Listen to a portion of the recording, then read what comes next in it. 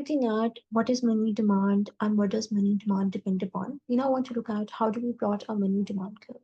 So, like we saw, the money demand function is given by MD is equal to dollar $y LI, where MD represents our money demand, dollar $y is our nominal income, and I represents the interest rate on bonds, which is an alternative way to keep your wealth in the form of parallel thinking.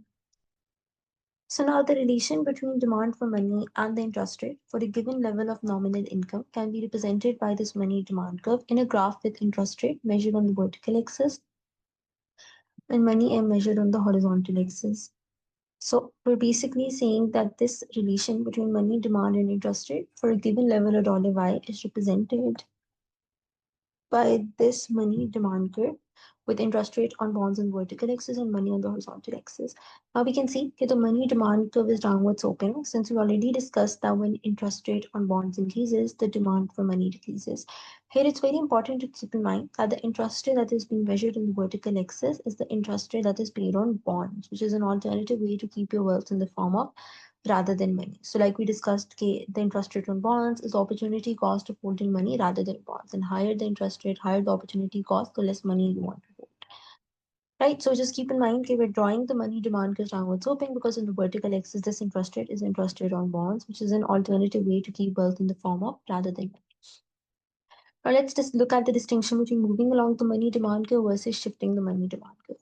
Now, changes in interest rate on bonds, which is your I, which is on the vertical axis, causes movement along the money demand curve. In general, we know that any variable that's on the axis causes movements, and any relevant variable that's not on the axis causes shifts. So if there's an increase in the interest rate on bonds, we know there is an increase in opportunity cost of holding wealth in form of money rather than interest bearing bonds. So it's more attractive to hold bonds which pay interest, so money demand decreases, and we can see this as the movement along the money demand curve. So whenever interest rate changes, we can see there's a movement along the money demand.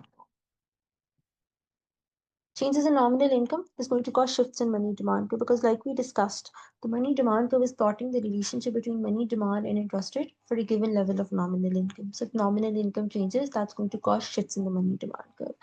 Because here we can see what happens is when nominal income increases, there's an increase in transactions that require user money, because nominal income is used as a proxy for the level of transactions in the economy. An increase in nominal income means there's an increase in transactions that require user money. So money demand increases for any given level of interest rate, right? So the key word is for any given level of interest rate. So now for any given level of interest rate, money demand is higher. So the entire money demand curve now shifts towards the right. So just the key to remember over here is the money demand curve plots the relationship between money demand and interest rate for a given level of nominal income. It's downward sloping since, as we know, when interest rate increases, money demand decreases, because remember the interest rate here is the interest rate on bonds, which is an alternative way to keep wealth in the form of rather than money.